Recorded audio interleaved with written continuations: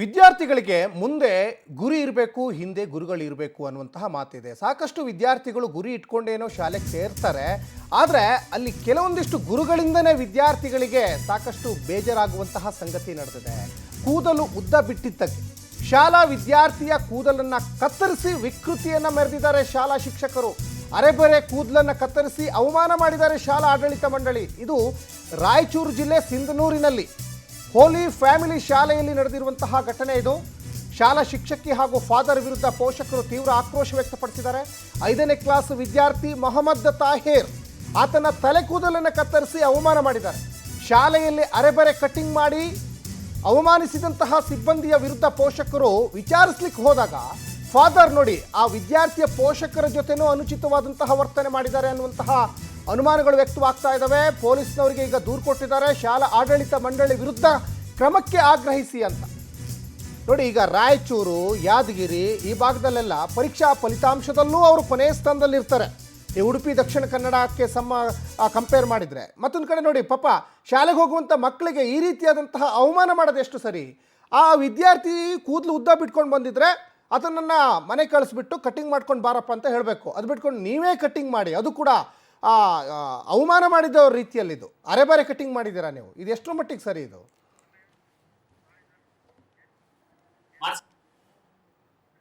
ಎಲ್ಲ ನೀಟಾಗಿ ಕಟಿಂಗ್ ಮಾಡಿ ಕಳಿಸಿದ್ದೀನಿ.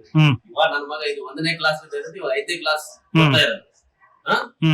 ಇನ್ನೂವರೆಗೆ ಕಟಿಂಗ್ ಬರ ಅಂತ ಹೇಳಿ ಇನ್ಫಾರ್ಮ್ ಮಾಡಿದ್ರೆ ನಮ್ಮ ಹುಡುಗ ಇನ್ಫಾರ್ಮ್ ಮಾಡ್ಯಾರ ಬರ್ಬೇಕಂದ್ರೆ. ನಿನ್ನೆ ನಮ್ ನಾನೇ ಅವ್ರದ್ದು ಡೆತ್ ಆಗಿತ್ತು, ಆ ಪ್ರೆಸರ್ ಅಲ್ಲಿ ನಾವು ಅಲ್ಲಿ ಇದ್ದೀವಿ. ನಿನ್ನೆ ಮಧ್ಯಾಹ್ನ ಏನು ಫೋನ್ ಮಾಡಿದ ಬರ್ಬೇಕನ್ನೋದ್ರೊಳಗೆ ಅಲ್ಲೇ 4 ಗಂಟೆ ಆಯ್ತು. ನಾನು ಬಂದು ಅಷ್ಟಾದ್ರೆ ಹೇಳಿ ಗಾಲಿ ನಮ್ಮ ತಮ್ಮ ಇದ್ದಾನೆ ಇಲ್ಲಿ ತೋರಿಸಿ ಹೋಗಿ ನಾನು ಅಕ್ಬರ್ ಅಂತೇಳಿ ಅವನ ಮಕ್ಕಳನ್ನ ಇಲ್ಲೇ ಓದ್ತಾರ.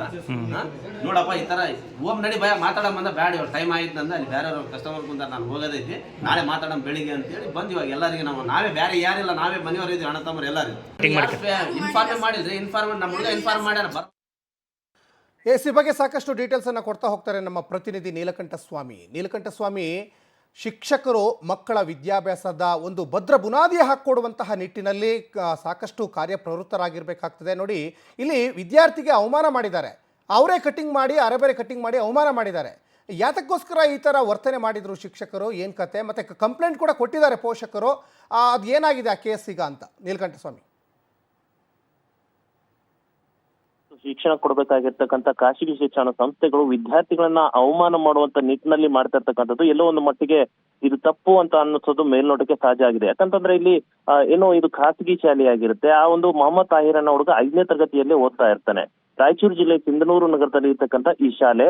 ಆದ್ರೆ ಈ ಹುಡುಗ ಬೇಕು ಅಂತಾನೆ ಕೂದಲು ಉದ್ದು ಬಿಟ್ಟಿರೋದಿಲ್ಲ. ಮನೆಯಲ್ಲಿ 2 ಸಾವುಗಳಾಗಿರುತ್ತೆ. 1 ತಿಂಗಳು 2.5 ತಿಂಗಳು ಒಂದು 3 ದಿನದ ಕೆಳಗಡೆ ಒಂದು ಸಾವು ಆಗಿರುತ್ತೆ. ಆ ನಿಟ್ಟಿನಲ್ಲಿ ಆ ಹುಡುಗ ಶಾಲೆಗೆ ಹಾಗೆ ಬಂದಿರ್ತಾನೆ, ಕಟಿಂಗ್ ಮಾಡ್ತಿರೋದಿಲ್ಲ. ಆದ್ರೆ ಇಲ್ಲಿ ಖಾಸಗಿ ಶಾಲೆಯಲ್ಲಿ ವಾರ್ನಿಂಗ್ ಮಾಡ್ಬೇಕು, ತಂದೆ ತಾಯಿಗಳ ಗಮನಕ್ಕೆ ತರಬೇಕಾಗಿತ್ತು. ಆದ್ರೆ ಇವರು ಅಂತದ್ದು ಮಾಡದೆ ಅಲ್ಲಿ ಶಿಕ್ಷಕರು ಮತ್ತೆ ಆ ಶಾಲೆಯ ಫಾದರ್ ಏನಿದ್ದಾರೆ ತಾವೇ ಅರೆಬರಿಯಾಗಿ ಕಟಿಂಗ್ ಮಾಡೋದ್ರ ಮುಖಾಂತರ ಅಲ್ಲಿ ಎಲ್ಲಾ ವಿದ್ಯಾರ್ಥಿಗಳ ಮುಂದೆ ಅವಮಾನ ಮಾಡಿರ್ತಕ್ಕಂಥದ್ದು.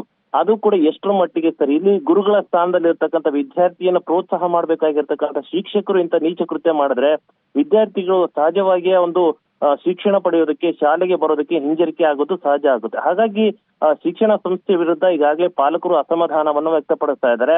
ಪಾಲಕರು ಹೋಗಿ ಯಾಕೆ ಈ ತರ ಮಾಡಿದಿರಿ ಅಂತ ಫಾದರ್ನ ಕೇಳಕ್ ಹೋದ್ರೆ ಅವರು ಕೂಡ ನಿರ್ಲಕ್ಷ್ಯ ಮತ್ತು ನಿಷ್ಕಾಳಜಿಯಿಂದ ಅವರನ್ನೇ ಬೈದು ಕಳಿಸ್ತಕ್ಕಂಥ ಕೆಲಸ ಮಾಡಿದ್ದಾರೆ. ಹಾಗಾಗಿ ಇದೀಗ ಪಾಲಕರು ಪೊಲೀಸ್ ಠಾಣೆ ಮೆಟ್ಲೆ ಇರ್ತಕ್ಕಂಥದ್ದು ಈ ಶಾಲೆ ವಿರುದ್ಧ ಕ್ರಮ ಕೈಗೊಳ್ಳಬೇಕು ಅಂತ ಒಂದು ದೂರು ನೀಡಿದ್ದಾರೆ. ಇನ್ನು BU ಅವರು ಕೂಡ ಇಂಥ ಒಂದು ಶಾಲೆಗಳ ಮೇಲೆ ನಿಗಾ ಇಡೋದ್ರ ಮುಖಾಂತರ ವಿದ್ಯಾರ್ಥಿಗಳನ್ನ ಸರಿಯಾಗಿ ನಡೆಸಿಕೊಳ್ಳೋದ್ರ ಮುಖಾಂತರ ಶಾಲೆ ಮತ್ತು ಜಿಲ್ಲೆಯಲ್ಲಿ ಶಿಕ್ಷಣ ಮಟ್ಟವನ್ನು ಮಾಡುವಂತ ನಿಟ್ಟಿನಲ್ಲಿ ಶಾಲೆಗಳು ಕ್ರಮ ಕೈಗೊಳ್ಳಬೇಕು ಹೊರತು ವಿದ್ಯಾರ್ಥಿಗಳಿಗೆ ಈ ತರ ಅವಮಾನ ಮಾಡತಕ್ಕಂಥ ಕೆಲಸಗಳಿಗೆ ಕಡಿವಾಣ ಹಾಕಬೇಕಾಗಿರ್ತಕ್ಕಂಥದ್ದು ಇಲ್ಲಿ ಶಿಕ್ಷಣ ಇಲಾಖೆ ಮೇಲೆ ಇರುವಂತಹ ಜವಾಬ್ದಾರಿ. ಸಚಿನ್, ಧನ್ಯವಾದ ನೀಲಕಂಠ ಸ್ವಾಮಿ ತಮ್ಮೆಲ್ಲ ಡೀಟೇಲ್ಸ್ಗಾಗಿ.